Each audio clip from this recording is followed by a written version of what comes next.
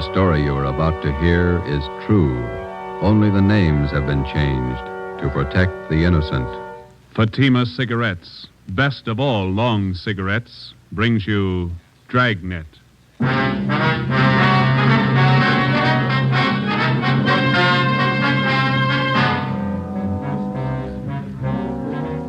You're a detective sergeant. You're assigned to homicide detail. For 2 months, a depraved criminal has been at work in your city. Men and women have been robbed, brutally attacked. Your job, get him.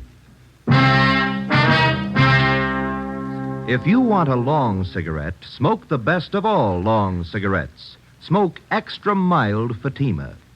Yes, Fatima is the king-size cigarette which contains the finest Turkish and domestic tobaccos superbly blended to make it extra mild, to give Fatima a much different, much better flavor and aroma than any other long cigarette. That's why Fatima has more than doubled its smokers coast to coast. Enjoy extra mild Fatima yourself. Best of all long cigarettes. It's wise to smoke extra mild Fatima. It's wise to smoke extra mild Fatima.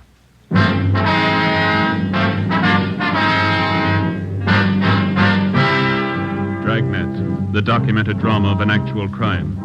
For the next 30 minutes, in cooperation with the Los Angeles Police Department, you will travel step by step on the side of the law through an actual case from official police files. From beginning to end, from crime to punishment, Dragnet is the story of your police force in action. It was Wednesday, March 7th. It was cloudy in Los Angeles. We were working the night watch out of homicide. My partner's Ben Romero. The boss is Thad Brown, chief of detectives. My name's Friday. I was on the way home from the office, and it was 2:25 a.m. when I got to Collis Avenue, number 4656. Joseph, is that you? Yeah, Ma. Did I wake you? Well, what time is it? A little after 2. Oh, you can't keep this up. You've got to have your rest. Don't worry, I'm okay. You got any cold meat in the icebox? There's some pressed ham, a few slices of bologna. Didn't you have any dinner? A couple of hamburgers and a piece of pie. I got hungry again. I had some nice beef stew for dinner. There's some left in the icebox. I'll come down and warm it for you. No, all I want's a sandwich, Ma. You go on back to sleep.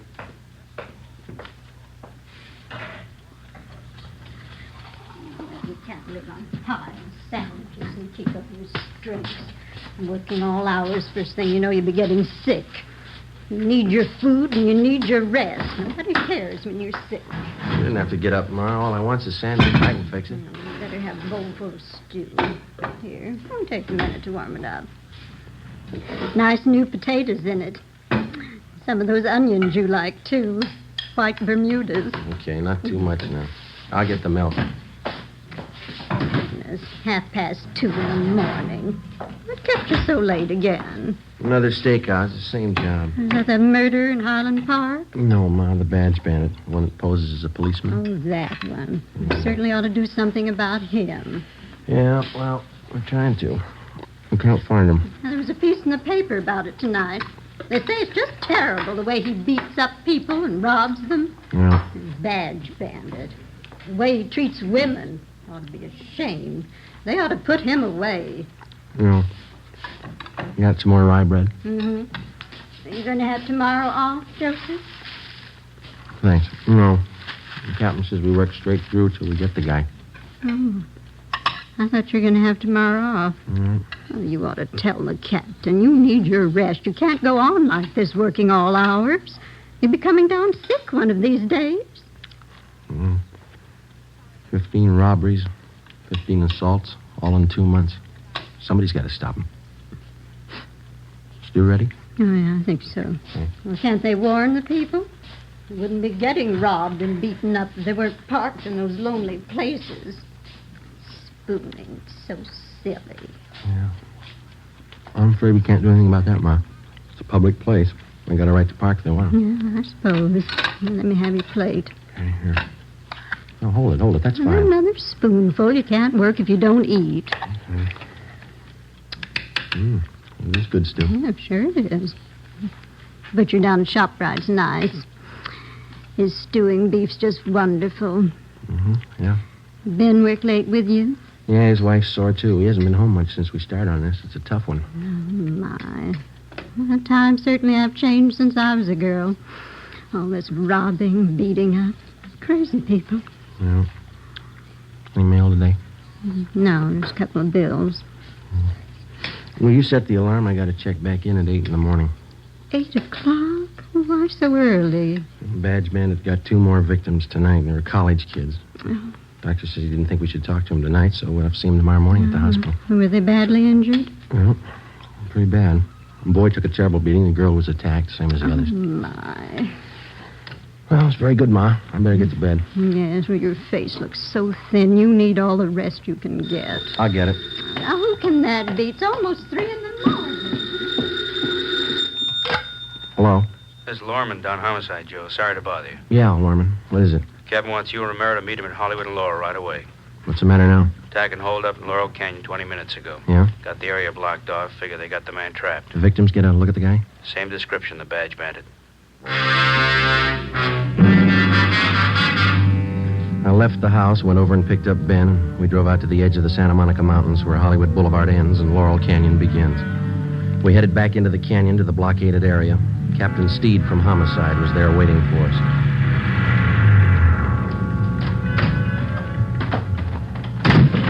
Hi, Skip. Yeah. Just a minute. Taylor, call communications again. Have them tell the men out on Ventura to start moving in. Right, Captain. Sorry to call you back. Couldn't be helped. Okay. How's it shaping Control up? 3, Wait a Commander minute. of Search Detail in vicinity of Laurel Canyon. Unit 62K reports that they are at Mulholland Drive and Oakstone Avenue. Nothing further to report. No Okay, what'd you sign say, of Joe? suspect. So how's it shaping up? Well, here's a sketch of the area. Covers just about all the Laurel Canyon district. Yeah? Badge Bandit got his victims near the top of this hill here. Mm-hmm. Old man in the neighborhood heard a woman scream and phoned in. How sure are we the guy didn't get away? Well, the man who called in said the bandit had trouble starting his car. Finally left it and took off into the brush. He was headed west down this road here. Captain, I just had a call from communications. The crew from Leighton Prince are on their way. All right. Any report from the detail up on Canyon Road? Nothing yet. I'll stand by the radio. Okay. How much area we got to cover? Now, from the mouth of the canyon here, all the way back to Ventura Boulevard. On the west here, from Lookout Mountain Avenue over to Crestview Drive on the east. How much have we got to go on? Crowley talked to the victims for a minute before they took them to Georgia Street. Yeah? The guy's description's the same. Heavy set, blonde hair, chubby face, horn-rimmed glasses. Mm-hmm. Well, if he's on foot, there's plenty of underbrush around here to hide in. Just a minute, I want to get this call in first. Taylor, have communications contact 72K. Tell them to hold their line stationary. Yeah. We'll have the others close in from the west and the north. Right. You two better get up on Groveland Drive. Line's pretty thin up there. Olson can use the help. Is that the area where you abandoned the car? Yeah. I want you to cover all the houses in that area. Check with everybody you can find in the neighborhood. They may be able to help. If they don't answer, find out why. Okay. I'll be making the rounds in another 10 minutes. Check with you then. All right, let's go, Oh, Joe. one more thing. Yes, sir? I'll tell you what I told the rest of the men. This guy's in a corner, and he's got a gun. There's only one way out for him. Yeah? Make sure it's not you. 3:45 a.m. Ben and I drove up to Groveland Drive and joined the search. We started our house-to-house canvass of the neighborhood where the suspect had abandoned his car. None of the residents had any further information to give us. 4 a.m. We kept on checking. 23 hours. It's a long shift. Yeah. I could use some sleep. Wife of mine is boiling mad. She's even mad at the kid. Yeah? What's the trouble? Oh, aunt of hers sent down some flower bulbs from Oregon yesterday, gladiola bulb. Yeah? Kid was playing with a little girl next door yesterday, and they found a box of flower bulbs. They put the mess of them in a pot of water and boiled them on the stove. What'd they do that for? Who knows? There's another house up ahead. We better check it. Yeah. We ought to get some street lights up here. Yeah. That's nice work, waking people up in the middle of the night. Oh, I don't like it any more than they do. Wish we could make them believe that.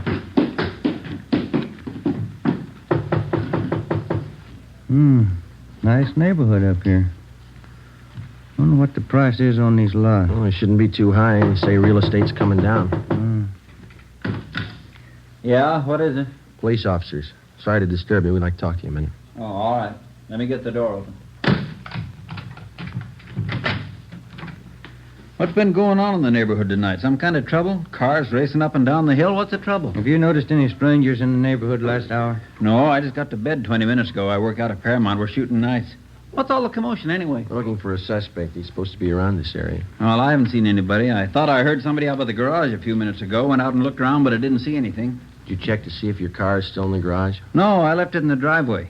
No, sir, there's no car in your driveway. Sure there is. Let me show you. Hey, it's gone. Can we use your phone? Yeah. Yeah, but I saw it just a few minutes ago. The car was right there in the driveway. You think that guy took my car? Yes, sir, it's a pretty good bet. You got your license number handy there? I don't remember it. I got it on a card in my wallet. Give me communication. Can you give us a description of your car? It's a Plymouth sedan, black, two-door sedan with... Search detail, Laurel Canyon. I got some new information for all units in the detail. Here's the license number.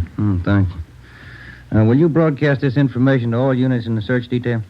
What was the make and model of your car? 46 black Plymouth, a two-door sedan. 1946 black Plymouth, two-door sedan, license number, let me see. 7 X-ray 2569. This car's just been stolen from 10211 Groveland Drive. Any identifying marks on the car? Well, I left my keys in it. No, sir. I mean, any special markings on the car? Maybe a dent in one of the fenders? Well... Yeah, George, hold on. We're getting it. The right headlight went out on me last night. I haven't had it fixed yet. The right headlight on the car's out. Notify all units in the search detail that we believe suspect is now in possession of this car.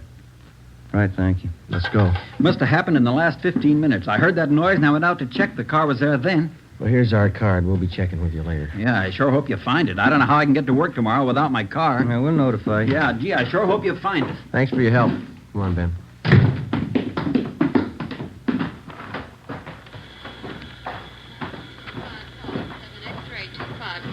Repeat, 7 X-ray 2569. Car has just been stolen from 10211 Groveland Drive. The right headlight is out. Oh, we got it. Believed suspect is now in possession of this car. KMA 367. I don't think he could have gotten that car through the blockade yet, you. Better start searching the side roads, huh? Yeah. There's one, leading off to the left, up ahead. Okay, let's try it. Wait a minute, there's a car coming down the hill toward us. Joe is making time. Joe, only one headlight on the car. He's coming right at us. Turn around, quick. There's no room. Get over to the inside. I can't, it's too late. Ben, turn. Hang on, we're going over.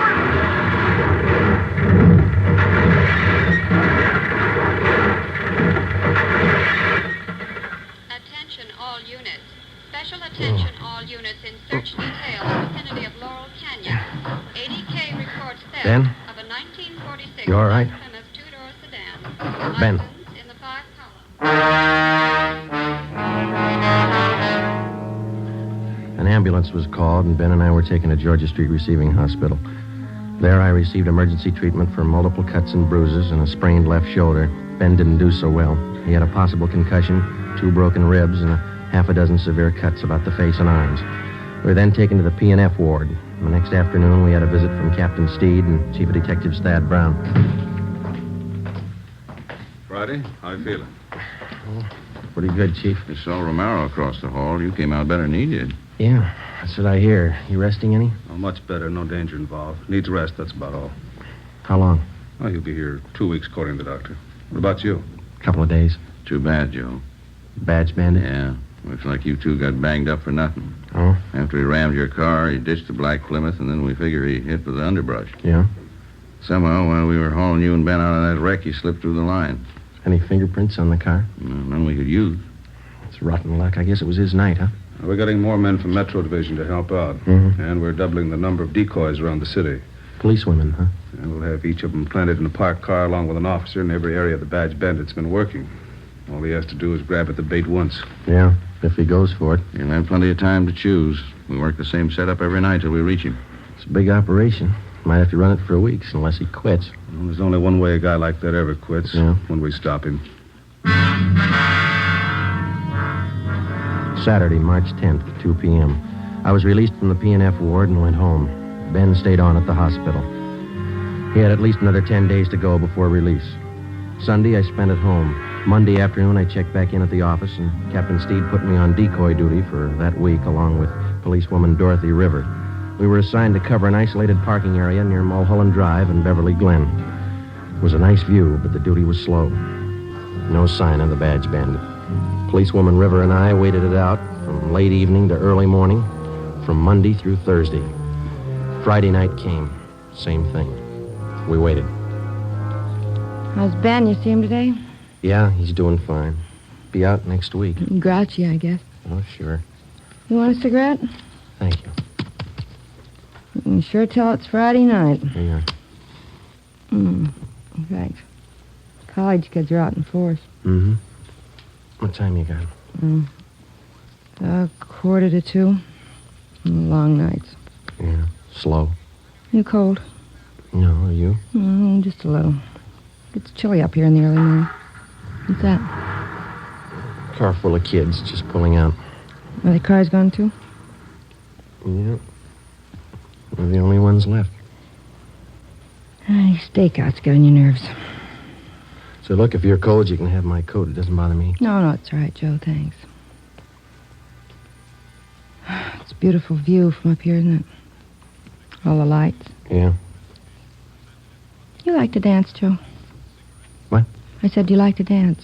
Oh, once in a while, I guess. I'm not too good. Why? Well, our club's having its big annual dance 2 weeks from Saturday. Yeah? Might get a kick out of it. It's formal. Well, it leaves me out. I don't own a tux. You could rent one. It'd be fun. Nah, afraid I don't look good in a tux. I never met a man who thought he did. Why don't you try it? I might be working. Well, I mean, if you're not working, why don't you come? You going? Well, I was planning on Got a date? it. No, not yet. I have hopes. There's a car pulling in. Let's see. Yeah, parked over in back of us. I can only make out one person in the car. Yeah, looks like a man. I can't be sure. All right, come on over closer. We might as well look the part, huh? All right. He's getting out of the car. Is he coming this way? Walking over to the side of the road. He's got a flashlight. Looking around. He's built like the badge bandit. Short, heavy set. Yeah, he's turning around. He's got his flashlight on us. He's coming up on your side of the car. All right, take it easy. You know what to do. Come on, out of that car. Police officer. All right, hold on. Got a gun, Joe. Yeah. Come on, I said out of the car, both of you. All right. All right, drop the gun. Drop it.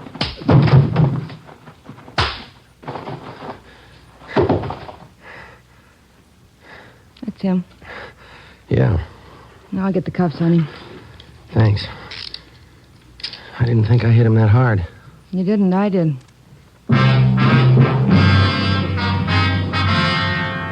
Policewoman Dorothy River and I took the suspect to Hollywood Division, where he was booked on suspicion of robbery.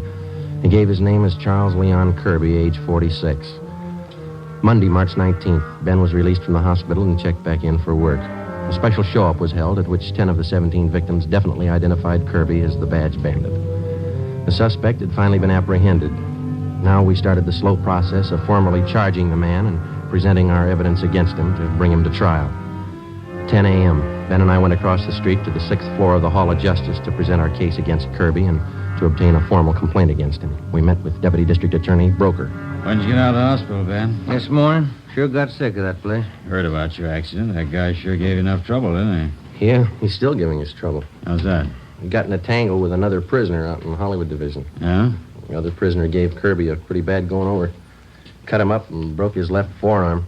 They're moving him in an ambulance from Hollywood to the prison ward at the General Hospital. When did this happen? Just this morning. I think they're moving him downtown now. Tough one. Now, how about your reports on Kirby? Are they all in order? Well, here's a summary report. Alleges 10 positive identifications containing 10 counts of robbery and 10 counts of forcible rape. All right. And here are 7 other crime reports. Only partial identification on these. Okay.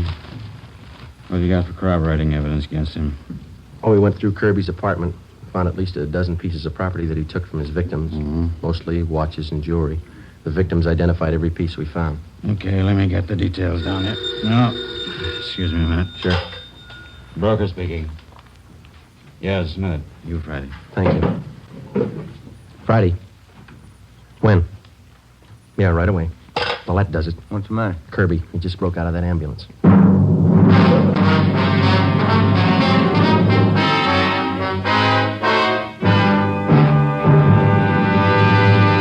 You are listening to Dragnet, the case history of a police investigation presented in the public interest by Fatima Cigarettes. If you smoke a long cigarette, it will be in your interest to listen to a typical case history of a Fatima smoker. It's the case of Mr. Richard Watts, Jr., drama critic of one of New York's great newspapers. This is his actual signed statement. My working day starts when most people are going to bed. When the curtain closes on the last act, I've got a newspaper deadline to make. Working more means smoking more. And that's when Fatima quality really tells. I agree.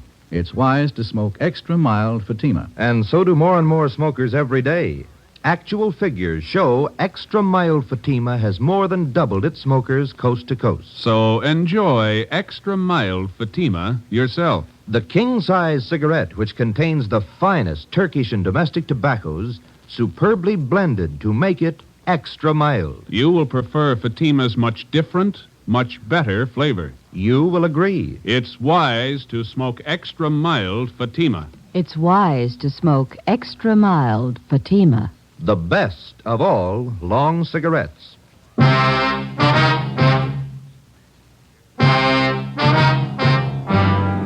As soon as word of Kirby's escape came through, the information was broadcast to all points. All available cruiser cars and men were rushed to the escape area, and a door-to-door canvass got underway. All of the men were given mug shots of Kirby together with his description. 11 a.m., Ben and I got back to the office. We found a message from Captain Steed to meet him in the chief of detective's office. No man in that area until further notice. Check the bus depots and the Union Station. Right. What's the story, Chief? That's what I'm trying to find out. Where'd he make the break? Near 4th and Main. Couldn't have picked a better spot. The ambulance had just crossed 3rd and Main when Kirby slugged the guard. The driver was too busy dodging traffic to notice what was going on in back. That's a lousy break. Kirby jumped out of the back end of the ambulance and disappeared in the crowd. No sign of him since. Well, that's fine. Takes us almost 3 months to reach the guy, and he breaks away on a cheap fluke like that. Well, he doesn't have many friends in town. He's only got one we know of. Yeah. A brother. Kirby stays with him pretty often, from what we could gather. The brother lives in a rooming house down on Alameda. Anybody checked that yet? We've got it staked out. And the brother works at a box factory in the south end of town. That's covered, too. And he's not going far with a broken arm. What have you got? Pawn shop holdup, 6th Street. Happened a few minutes ago. Yeah? Here's the description of the holdup, man. Stocky build, blonde hair, horn-rimmed glasses, chubby face. You were wrong about that broken arm. Come on.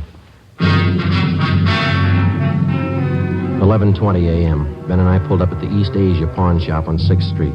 Inside, we found the proprietor, Morris Brubaker, lying propped up against one of the showcases.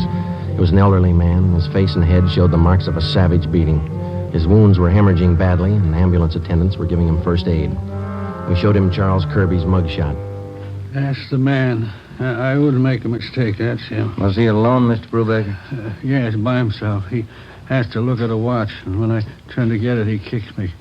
I fell against the showcase and cut myself. He pulled me in the back room. I didn't even know him. He kept beating me. Easy, Mr. Brubaker. Let me get this compress on. How much did he get away with, do you know? I'm not sure. A blue suit, blue overcoat, wraparound, and navy blue both. He kept hitting All me. right, sir, just take it easy. They'll have you out of here in a minute. He kept hitting me like a crazy man. This is antiseptic. Might sting a little. Okay. What else did he take, Mr. Brubaker? Can you remember? Yes, from the cash register, he took money. How much?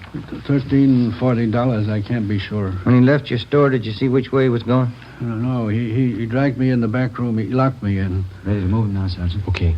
I don't know. I saw him going through the shelves there in the back of the counter. I don't know. What'd you keep there? My account books and my gun. A box of shells, too. You want to take a look, Ben? Well, my head. Yes, sir. Just take it easy. It's only going to be a minute now. the account books are still there. Yeah? He got the gun. 4 p.m. Kirby, alias the Badge Bandit, was still at large. As far as we were concerned, the case was almost back to where it started from 11 weeks before. The suspect was still loose. He was well armed. He was still free to rob, assault, or murder. We had two big advantages. Kirby's possible broken arm, which would need medical attention, and secondly, the lead to Kirby's brother. At 5:30 p.m., we had a report that the suspect was seen purchasing a ticket at a theater box office out on Hollywood Boulevard. We ran it down. It didn't pay off. At 6:15, a taxi driver thought he spotted Kirby boarding an outbound streetcar at Figaro and Pico. Was checked out. No results. At 7 o'clock, Ben and I got something to eat at a drive-in, and we relieved the men on stakeout at the rooming house on Alameda Street where Kirby's brother was staying. 10 p.m. Midnight. No sign of Kirby. We waited. At 3 a.m., Hanson and Cummings of Homicide relieved us, and Ben drove me home. It was 3:45 when he dropped me off at Collis Avenue, number 4656.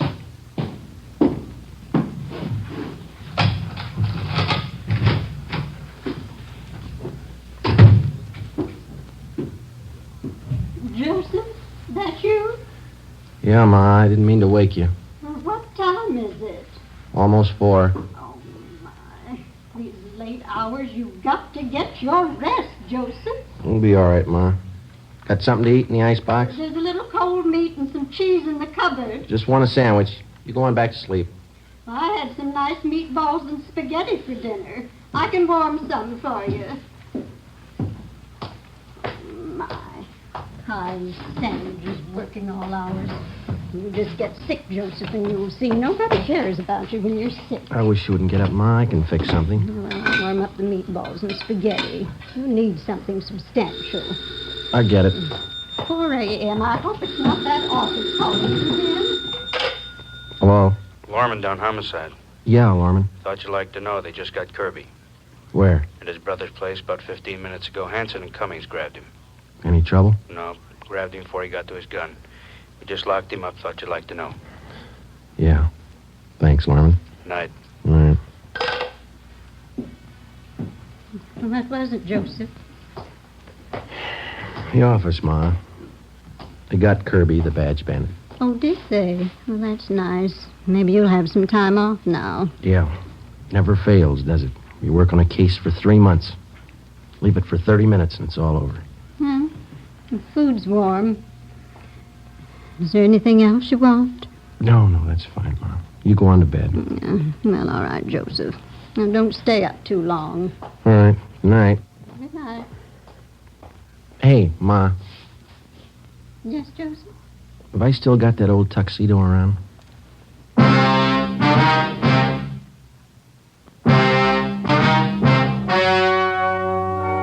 The story you have just heard was true.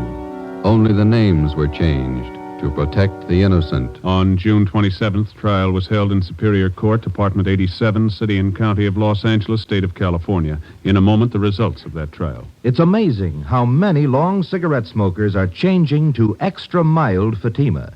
Here is the actual report. From coast to coast, Extra Mild Fatima has more than doubled its smokers. Yes, more and more smokers every day are discovering that Fatima is the king-size cigarette that is extra mild. Extra mild because it contains the finest Turkish and domestic tobaccos superbly blended to make it extra mild, to give it a much different, much better flavor and aroma. Enjoy extra mild Fatima yourself. The best of all long cigarettes. It's wise to smoke extra mild Fatima. It's wise to smoke extra mild Fatima.